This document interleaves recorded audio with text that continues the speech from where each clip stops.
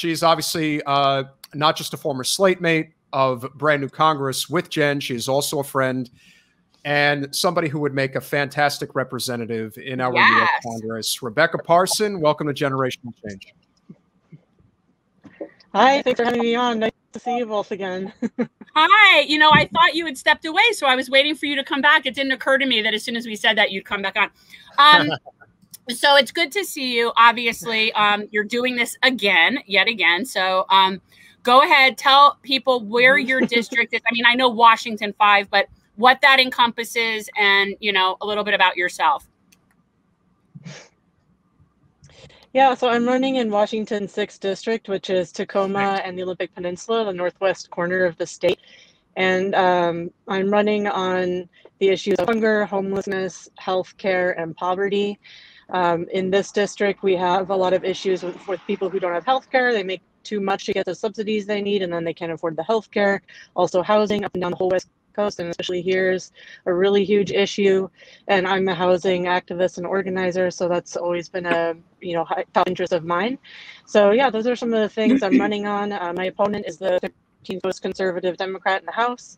He joined with Republicans to sign on to a letter calling for Social Security cuts. He opposes Medicare for All and the Green New Deal, takes money from Chevron and Marathon Petroleum. So you get the idea. And our district's been blue for 56 years.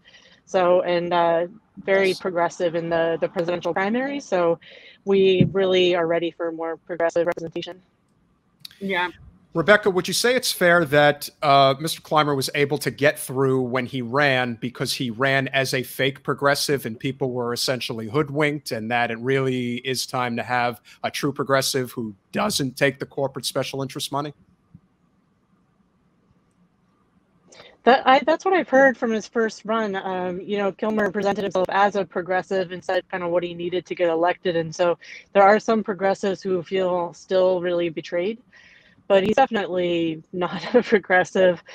And he even, there was some anger among progressives in the district in 2016 because the whole district went for Bernie, but then he used a superdelegate vote for Hillary. So, and he last congressional term, he was chair of the New Democrat Coalition, which is the biggest caucus of Democrats in the House. And it's just a very corporate kind of centrist to conservative Democratic faction. So he's very much with the establishment, the Pelosi wing of the party.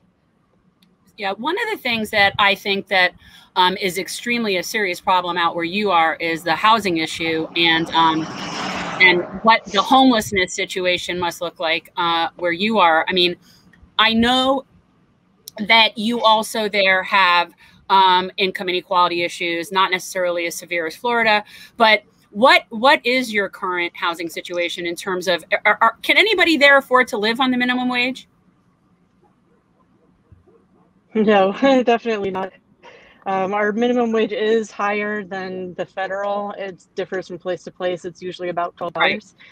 And people can't afford to live on it. Housing, Tacoma, where I live, is actually the hottest housing market in the country. Hottest meaning the shortest amount of time between when the house goes on the market when it's bought.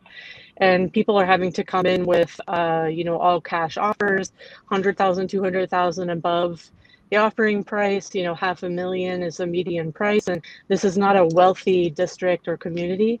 We don't, the Amazons and Microsofts, those are in Seattle. In this district, we have one of the largest ports in North America. And then we have the Olympic Peninsula that used to be a big logging powerhouse and still does have some logging, but it's very much a working class district, and homelessness is on the rise. And the government from federal down to local level is just not doing enough about it. I actually, since the last election, have been focusing a lot on housing activism. And with a group of other people in a coalition, we occupied a building that had been a publicly owned building that had been empty for 12 years to demand they use it for housing. And we also paid for people to stay. Chris, my dog is she's giving me a hard time right now. Yeah. Over Christmas, we had people stay in a hotel and tried to get the county to pay for it with the free COVID money. So FEMA, even since Trump, has been providing money for homeless people to stay in hotels because it's a COVID risk being out in the elements. And the county was just not using it. So we got people into hotel and then tried to get the county to pay for it. And as a result of our activism, we got 200 shelter beds added in Tacoma. We got a so-called cold weather shelter, which means it's only open under certain extremes, you know, very cold or very wet. We got that made 24/7, extended by 2 months. So, but those are, I mean, it's interesting as well to look at these kind of short-term things, but also, you know, the camp that we were working with, and they were members of our organization. You know, they directed us and were full participants in everything we did. And the camp where they are is literally on top of where there was a Hooverville in the 1920s in Tacoma and the port. And like when they dig in the ground, they turn up like glass. They found a glass Lysol bottle from the 20s. So it shows that these problems are very long term with our entire system, where the entirely for-profit driven housing system, and whether or not people have somewhere to live is secondary, which is a big problem. Yeah. I think the other thing we have in common, similarity, is our climate crisis vulnerability, being that we're both coastlines. I mean, obviously, there's different things that separate it. But, you know, we recently just saw one of our buildings essentially crumble into the ocean from what is going to be saltwater intrusion when all comes down, and it erodes at the concrete. And what kind of like effects from climate crisis are you seeing over on the other side of the country? Well, in the Pacific Northwest, we had that heat dome a few weeks ago, and something a lot of people don't realize is that most people here don't have air conditioning. Under a third of people have AC, so when it gets to 110, or in Portland 115 degrees, we're just kind of boiling in that, where most of us don't have AC. So it's very dangerous for vulnerable people, people with disabilities, seniors, especially, you know, people of color who are more likely to be living in substandard housing. So it's very, very difficult to survive that type of weather. And then I have a lot of coastline, like you said, and there are tribes living whose their land is on the coastline. And, you know, they, of course, used to own much more than that, the entire Yale Peninsula. And so they've been pushed out to the corners and the edges of the peninsula, and now having been pushed out there, they're having to come back in because the sea levels are rising, so they have to relocate and go, you know, mile upland, that kind of thing, and they have to create tsunami zones for their schools and like tsunami evacuation routes. So that's a big issue. And then also it made headlines recently because in Salish Sea, which is like here in British Columbia, marine animals were literally boiling to death, like the shellfish and mollusks and stuff, and the water was too hot, so they were literally heating to death. And we also have orca pods here. The salmon that they eat is it's declining in supply. So they don't have enough to eat. That's partly due to climate change. Ocean acidification is impacting the orcas. I mean, there's all kinds of impacts from like human to environment to animals, marine life. I mean, it's a big, big issue.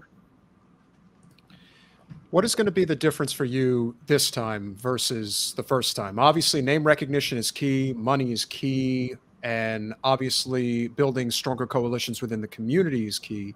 But what do you see being the difference this time around? Well, I learned a lot, and I learned, you know, we did the best that we could with field. I'm really proud of what we did, but it was during the pandemic, so it was a lot of phone banking.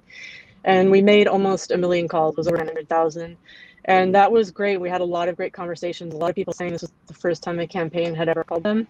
But I couldn't afford TV and radio ads. And so when you compare, you know, somebody having maybe a couple conversations with the campaign to seeing my opponent's ads on cable news or on TV 30 times leading up to the election, you know, I need to be able to compete with that. So that means fundraising. So I've started the campaign, announced it officially a month ago, and I've right now, from the beginning, focusing a lot on fundraising. I've got some really great people on, you know, Cori Bush's campaign manager. She's doing my fundraising, helping me with call time. So that's a big thing. I'm doing a lot more call time. And for those who don't know, that's where candidates get like a list of possible donors. And then we just cold call them and ask them for money for hours a day. So that's, I would say, a big difference so that I can afford the things I need. Yeah. My favorite thing to do is call time. You know that. I love call time. Yeah, I was the one doing it. So, but that's a whole other story. Yeah, fundraising unfortunately is part of it, but you have to build the coalition. That's a very big part of it. And as long as we are continuing to network amongst each other and really hone in on the importance of building these coalitions. And one of the last things I want to cover, Rebecca, which I think is very important, is, you know, we are obviously, just like you, extremely strong advocates for Medicare for All. There is going to be the marches happening on July 24th, which is the following Saturday. We are going to be hosting a Medicare for All summit on Thursday, the 22nd, to really highlight not just Medicare for All, but obviously the marches. If you can talk about, because obviously there's been some issues with, you know, it was somewhat ragtag to begin with, but, you know, at the end of the day, this idea that we need to be waiting around for the perfect opportunity to support universal health care is, again, we don't have time. And I think we have to just take action. And if we take action, things are going to happen. So please tell us about what's happening, you know, in Seattle, how you're involved, and, you know, what we hope is, you know, a stepping stone, if you will, in regards to moving forward with universal health care. Do you think, wait, do you think that Seattle is the capital of Washington? Is that why you're saying that? No, it's because Seattle is where they're having a march. Okay, just checking. Okay, just checking your geography skills. Sorry. Yeah, so I'll be speaking at the march in Seattle, and I love that the marches are happening nationwide. You know, I think something to remember is 68,000 people die every year because they can't afford health insurance. And a lot of people have died of COVID, specifically because they didn't have health care to treat their COVID. You know, people die because, you know, they make too much to qualify for subsidies, but they can't afford insulin. So diabetic, not taking insulin for years, then gets a heart attack. And so it's just critical. And we really need to try new stuff. You know, I think that's what I found with the direct action that I've been doing. You know, that was very different for Tacoma. People had not been doing housing direct action and occupying buildings, and so it was very new, and it was surprising, and they didn't really know what to make of it. And sometimes I would get a text from somebody saying, hey, you know, the city heard you're doing something this weekend, you know, just what exactly, you know, kind of nervous. Like, that's what you want, is for the people, like the people in power to wonder, oh god, what are they going to do this time, you know? And of course, peaceful, nonviolent, but and so I think we have to try something new. As far as I know, I don't think there's been a nationwide march for universal health care before, or if there has, it's been a while. So I think it's a good idea, and I'm excited about it. Yeah. I think and again, this is an issue. This is a unifying issue. You know, I don't want to take away from what other people have done in the past. Obviously, we have, you know, we had the tragedy down here at Marjory Stoneman Douglas, and there were a lot of people that were marching in the streets. But unfortunately, the gun issue is a very big dividing issue. It just is. And an issue like healthcare is an issue that affects everybody. You cannot avoid the issues of what exists in our country. You are in a much more unique position to push for universal healthcare than we are, because you are very close to Vancouver. You are very close to the Canadian border.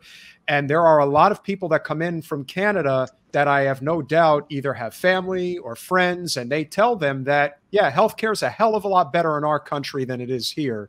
And the same is true for those that are stateside and that have a desire to just go to Canada to get, you know, 10% of the prescription drug costs, get 2 to 3 checkups per year for what is needed, or God forbid, have to go to the hospital and not worry about going bankrupt. I think this is a unifying issue, and the fact that you are stepping up to help lead the charge in Seattle. Yeah. And if there is an event in Olympia, you could do one there too. Touche. Yeah.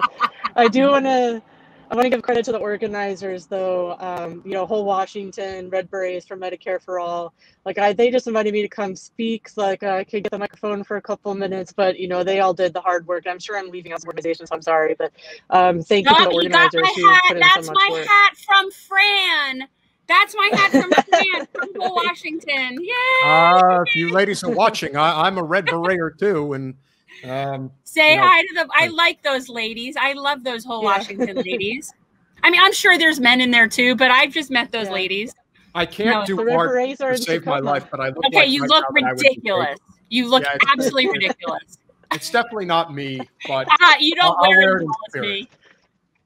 Yeah. Well, Rebecca, how can people find you And I mean, I put up your website, but if there's anything else, like other than, you know, whatever you need, I guess phone banking people, she's going to need phone bankers.